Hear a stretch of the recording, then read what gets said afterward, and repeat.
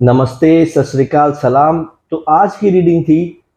बहुत question WhatsApp पे आ रहे थे कि वो मेरे बारे में क्या सोचते हैं।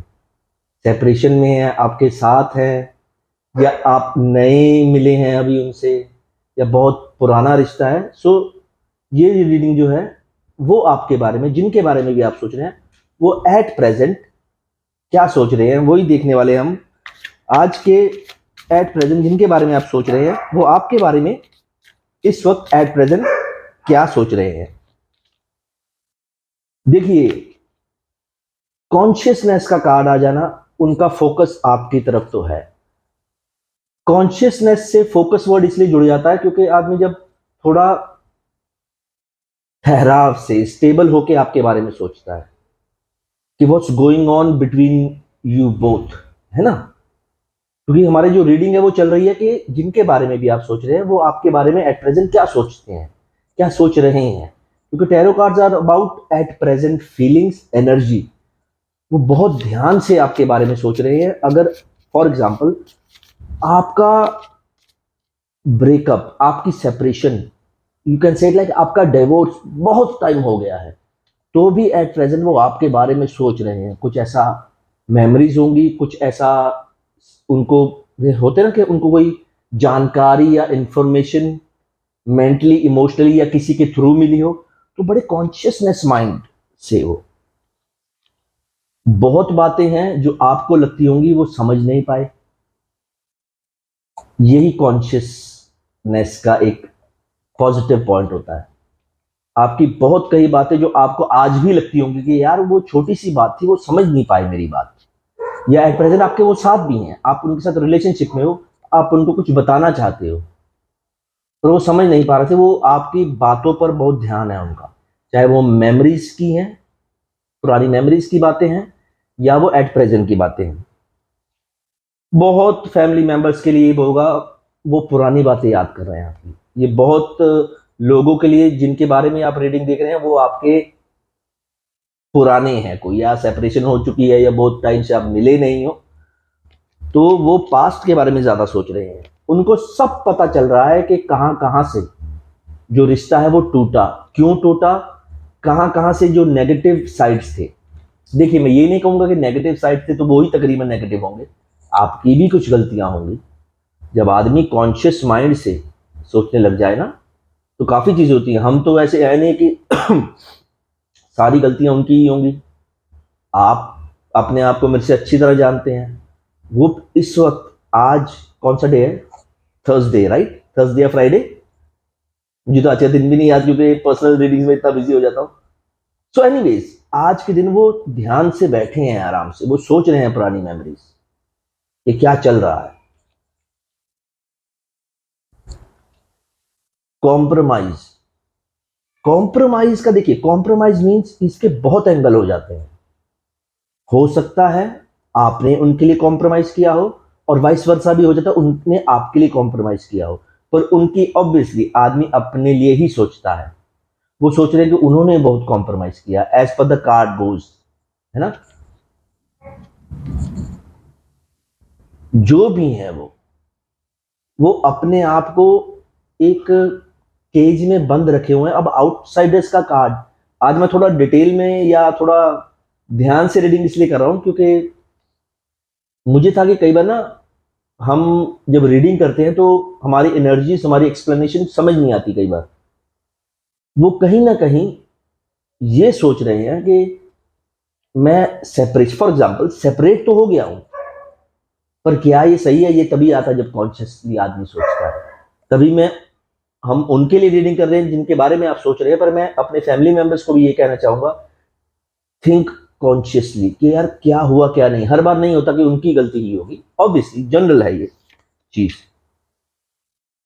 देखिए, ये ऑब्वियसली जेंडर स्पेसिफिक नहीं होता, पर बहुत लोग, बहुत फैमिली मेंबर्स, हो सकता है कि देखने वाले ये मेल हों, वो किसी फीमेल के लिए सोच रहे हैं कि जब फेमिनिज्म आ जाता है ना, तो ऐसा भी हो सकता है कि आप मेल के लिए ही देख रहे हो।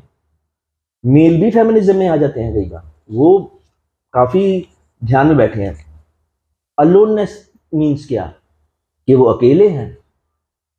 जिस प्रकार से ये कार्ड्स जा रहे हैं ना, वो लाखों की भीड़ में भी अकेले हैं, क्योंकि वो कॉन्शियसली वो memories, clinging to the past भी आया था, वो मेमोरीज के बारे में सोच रहे हैं क्या हुआ था क्या नहीं। मैं ये देखना चाहता हूं आज, ये पास्ट के ही हैं कोई, आपका उनका काफी अच्छा रिलेशनशिप रहा है, एंड में क्या हुआ क्या नहीं हुआ वो तो आप ज्यादा जानते हो, क्योंकि वो मेरा फोकस नहीं है इस रीडिंग में। ये क्यों हुआ, उनका जो एक्सपीरियंस है ना आपके साथ, वो उनको कुछ सिखा गया। एक्सपीरियंसिंग कब मिलता है आदमी, हम बोलते हैं कि एक्सपीरियंस मिलता है जब आदमी बहुत अच्छी तरह देख लेता है उस चीज को। तो ऑब्वियसली आपका रिलेशनशिप जो है वो काफी टाइम तक चला होगा। वो आपके दिए गए प्यार के बारे में ज्यादा सोचते हैं। अगर आपको ये लगता है ना कि यार नहीं वो तो इमोशनल नहीं है, और सच में वो जब आपके साथ होंगे तो इतने इमोशनल नहीं होंगे। वो आदमी जब आसानी से कोई चीज मिल जाए तो उसको समझ नहीं पाता, अरे ये तो मेरी ही है, ये तो मेरा ही है। जब वो चली जाती है तो आदमी इमोशनली डाउन हो जाता है कि अच्छा, तब सब बातें बिना शब्द के, आप तो होते नहीं है उनके पास, बिना शब्द के वो बातें स्पेसिफिकली समझने लग जाते हैं। तभी वो रीडिंग में पहले ही आ गया था, अब वो कॉन्शियसनेस उनकी जागी है कि अच्छा यार ये कहा था ये कहा था। आप सपना थे कभी उनका, उनका ड्रीम थे कभी। जब नए नए मिलते तो सबको लगता बस यही मेरा प्यार है, फिर अनबन होती है, फिर जब बिछड़ जाते हैं तो वो आपको अपना सपना नहीं समझते, इस टाइम पे आप उनके सपनों में आते हैं। मेरी रीडिंग्स थोड़ी डिटेल में होती हैं, तो वो कई बार जो समझने वाले समझ जाते होते हैं इन चीजों को। कुछ ना कुछ तो हुआ है, जैसे कि आपका ब्रेकअप उनको इफेक्ट किया है। ब्रेकअप के बाद जहां वो गए हैं, जहां भी गए हैं, फैमिली के साथ, थर्ड पार्टी के साथ, या कोई और रिलेशनशिप, जो वट एवर इट इज, कहीं ना कहीं से तो उनको चोट लगी है। आदमी इतनी आसान, स्कूल में जब जाते हैं तो बच्चों को कई बार नहीं समझ आता तो मैडम को मारना पड़ता है ना। तो कुछ ना कुछ तो उनकी लाइफ में हुआ है। वो अब मेरे से ज्यादा जानते हैं कि थर्ड पार्टी की तरफ गए हैं, नहीं भी गए तो भी वो फैमिली से कुछ सीखे हैं, थर्ड पार्टी से कुछ सीखे हैं, या उनके कॉन्शियस माइंड ने उनको कुछ सिखाया, तभी वो कॉन्शियसनेस पे उतर आए हैं कि बस 1 मिनट।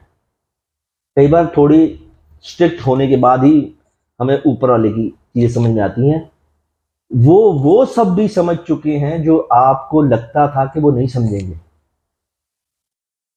अब बियॉन्ड एलिजन का कार्ड से इस चीज का क्या लेना देना है। कई बार क्या होता है, आदमी जब कुछ ज्यादा सोचता है ना, ओवर थिंकिंग भी करे ना जब आदमी, तो वो ओवर थिंकिंग वाली बातों को जाने देता है। जो आपकी बातें ना वो उनको समझ में आने लग जाती है। हम ओवर थिंकिंग को बहुत ही नेगेटिव चीज समझते हैं कि यार बहुत ओवर थिंकिंग करता है, सुबह शाम, है ना। आपके लिए भी बता रहा हूं, आपको भी लगता है यार मैं बहुत ओवर थिंकिंग कर, सुबह शाम बैठ के उनके बारे में सोचता रहता हूं। पहली चीज, ओवर थिंकिंग ऑब्वियसली एक नेगेटिव चीज है, पर याद रखना एक असूल है कुदरत का। अगर आपको ओवर थिंकिंग है ना, इसका मतलब you are sharp minded and that's a positive point. एक शार्प माइंडेड आदमी ही ओवर थिंकिंग कर पाएगा। टू बी वेरी क्लियर, मैंने ये एक मैं ओशो का फॉलोअर हूं, तो ओशो की एक डिस्कोर्स में मैंने सुना था ये। ठीक है, ओवर थिंकिंग कोई अच्छी चीज नहीं है, पर शार्प माइंडेड आदमी ही ओवर थिंकिंग कर सकता है। तो उस शार्प माइंड को कहीं और यूज कीजिए ओवर थिंकिंग से हटा के। तो ये मैंने आपको फ्री फंड की एक राय दे दी अपनी। खैर एनीवेज, उनके लिए प्लेफुलनेस इज वेरी इंपॉर्टेंट। वो या तो बहुत फंक्शन अटेंड्स कर रहे होंगे, या चाहते हैं कहीं बाहर जाना के प्लेफुलनेस। कौन नहीं चाहता जब आदमी का चोट खा के कॉन्शियस माइंड जागे, उसके बाद उन्हें लगता है कि नहीं यार कुछ है। कांटेक्ट कर सकते हो, ये बहुत रीडिंग में मैं बोलता होता हूँ, कांटेक्ट कर सकते हो कामली पेशेंटली, जितना मैसेज कर सकते हो कॉल कर सकते हो उतना ही करना। ये नहीं कि इतना बड़ा पैराग्राफ लिख दिया उनको, है ना। उनको एक, उनके लिए एक पॉजिटिव वाइब, एक पॉजिटिव सोल बनिए। अगर आप कांटेक्ट कर सकते हो, नहीं कर सकते तो पॉजिटिवली मैनिफेस्ट कीजिए, that's the only solution.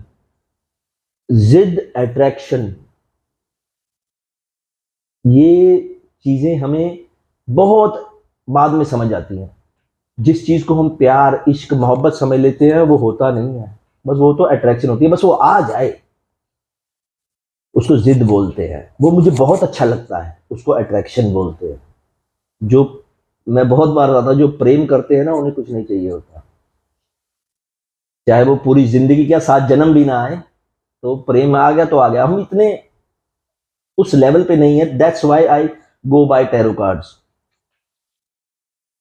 Perfect time है, मुझे लगता है ये रीडिंग काफी है। वी आर द वर्ल्ड, बहुत कुछ हो सकता है उनके माइंड में आफ्टर कॉन्शियसनेस जो बिल्ट हुआ है उनके अंदर, जहां पे उनका फोकस गया है कॉन्शियस माइंड के ऊपर।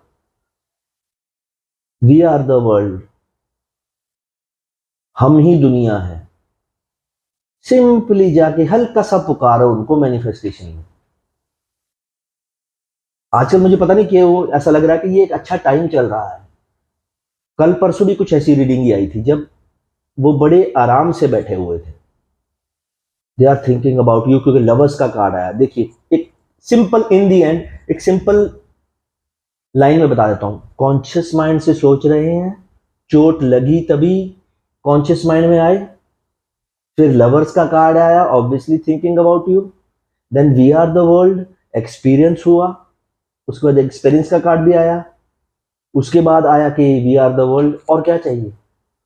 कॉन्टैक्ट में हो लिमिटेड मैसेज करो, नहीं हो लिमिटेड मैनिफेस्ट करो, पुकारो बस। पुकार मैनिफेस्टेशन को इतनी आसान चीज नहीं होती है। पुकारने का मतलब ये नहीं है बस आ जा मैं मर जाऊंगा।